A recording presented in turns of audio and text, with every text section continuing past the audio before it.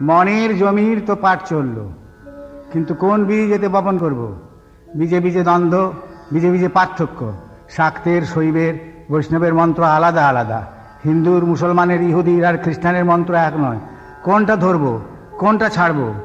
কোন বীজ সব ঋতুতে বপন চলে, কোন বীজ সব মাটিতে ফলে? একটা একটা করে ভিন্ন ভিন্ন নাম জপ শুরু হলো। প্রত্যেকটি নামের অন্তঃপুরে প্রবেশ করার চেষ্টা চলল। পরীক্ষা চলল, সমাধানও এলো। দ্বিধাদ্বন্দ্ব কেটে গেল।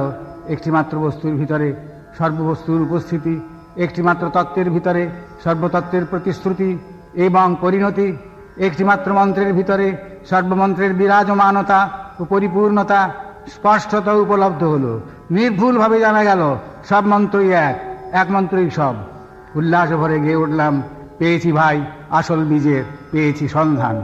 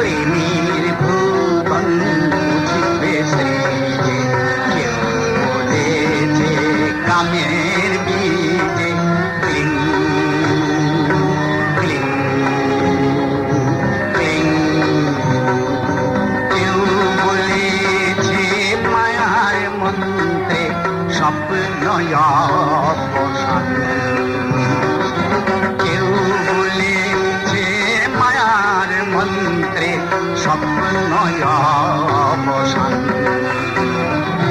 কেউ বলেছে মায়ার মন্ত্রে রিং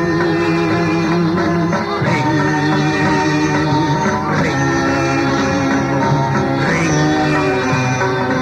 কেউ বলেছে মায়ার মন্ত্রে স্বপ্ন অবসান।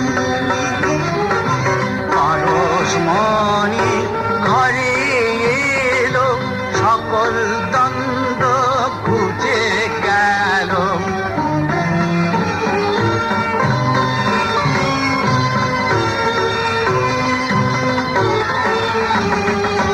পরশমণি ঘরে এলো, সকল দ্বন্দ্ব ঘুচে গেল। পরশমণি ঘরে এলো,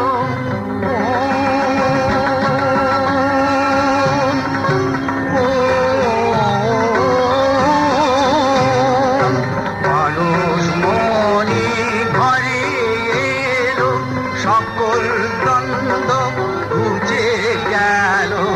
অভয় পরাণ সবার সুখে করল আত্মদান। অভয় পরাণ সবার সুখে